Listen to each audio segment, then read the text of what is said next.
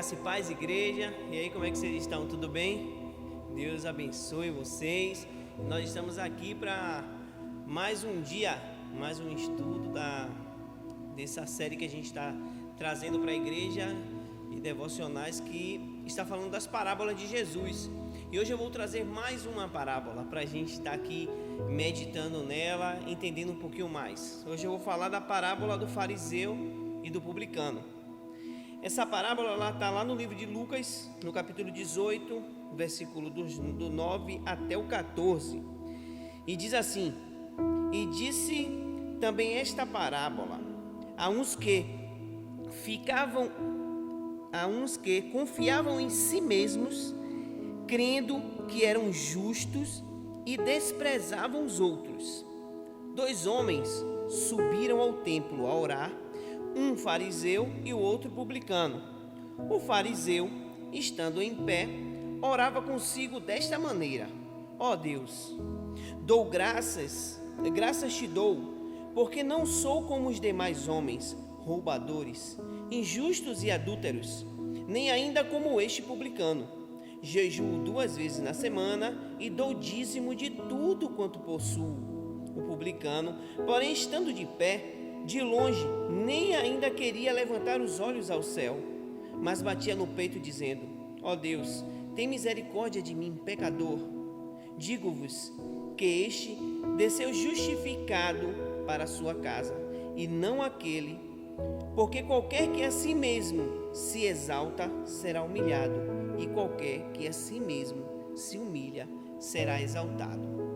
Essa parábola, ela é bem interessante, porque apesar dela falar do publicano e do fariseu, ela é destinada a um grupo de pessoas.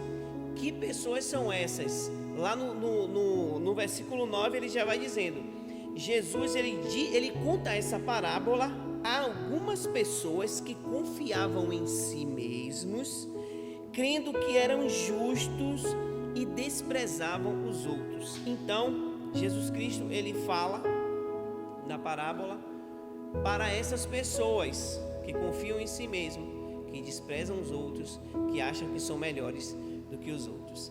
E é muito legal, porque ele usa um exemplo da época, ele usa algo atual para eles ali, e que a gente pode tentar entender. Vamos lá.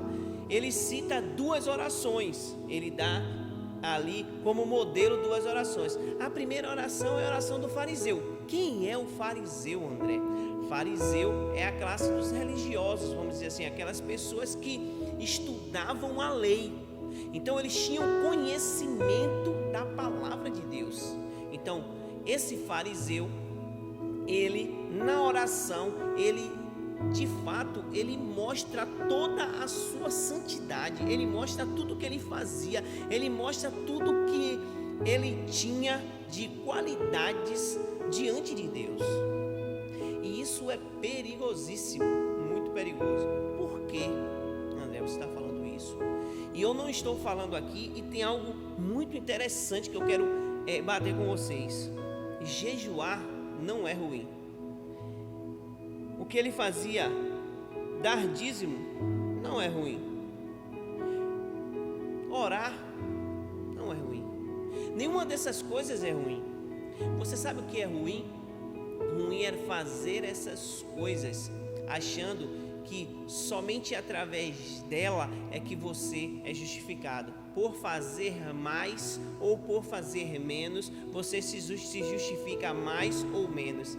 Não. Nós só somos justificados através do arrependimento. E logo após, Jesus Cristo mostra isso através da oração do publicano, que ele chega diante de Deus reconhecendo quem ele é. Ele pode fazer qualquer coisa, mas ele é digno de misericórdia, de arrependimento. E como nós estamos aprendendo, isso é bem atual no discipulado, a gente entende que o arrependimento é a porta de entrada para a transformação.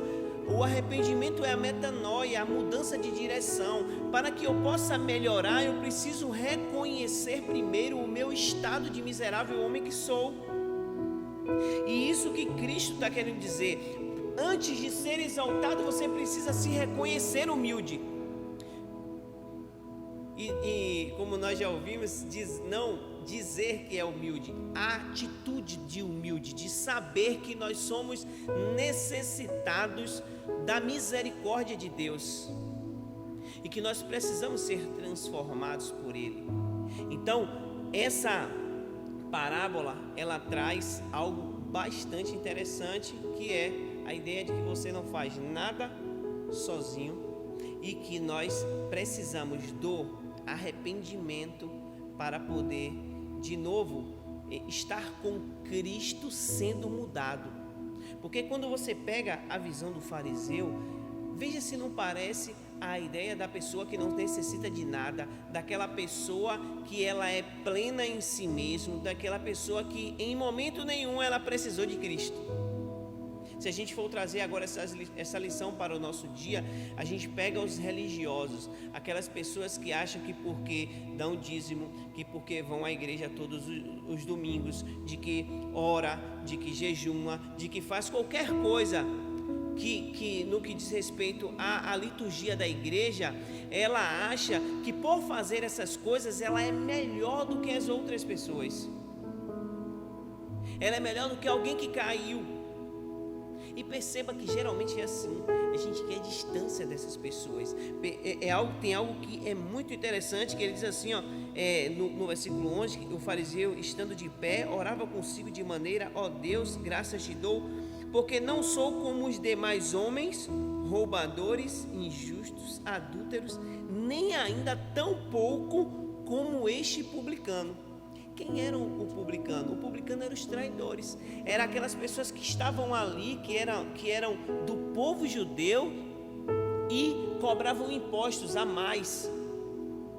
E perceba que Jesus Cristo, ele não está legalizando isso, ele está, vamos dizer assim, enaltecendo a atitude do publicano de dizer que ele está errado, de dizer que ele é digno de misericórdia, que quando ele não consegue nem olhar para cima, ele está dizendo que eu estou envergonhado e que eu preciso de mudança, que é algo que o fariseu também deveria se reconhecer, porque ele sabe que está escrito na lei que você vai tropeçar em algum. Você pode não matar, não roubar, não se prostituir, mas você desonra seu pai e sua mãe. E é isso que a palavra de Deus dizia, é isso que a lei estava dizendo. Mas só que essa passagem parece que ele não leu, porque é conveniente. Isso é típico de religioso, isso é típico dos religiosos de nossa época, isso é típico de hoje também. A gente se acha merecedor, a gente se acha melhor do que os outros. Nós nos achamos que temos que estar nas primeiras cadeiras, temos que ser destaque nas coisas. E na realidade Cristo não nos chamou para isso. A ideia do arrependimento, para mim, é algo que eu já falei lá no discipulado. O arrependimento, ele é algo maravilhoso, que ele coloca todo mundo no mesmo lugar, todo mundo no mesmo ponto de partida, pecadores, merecedores somente da misericórdia de Deus.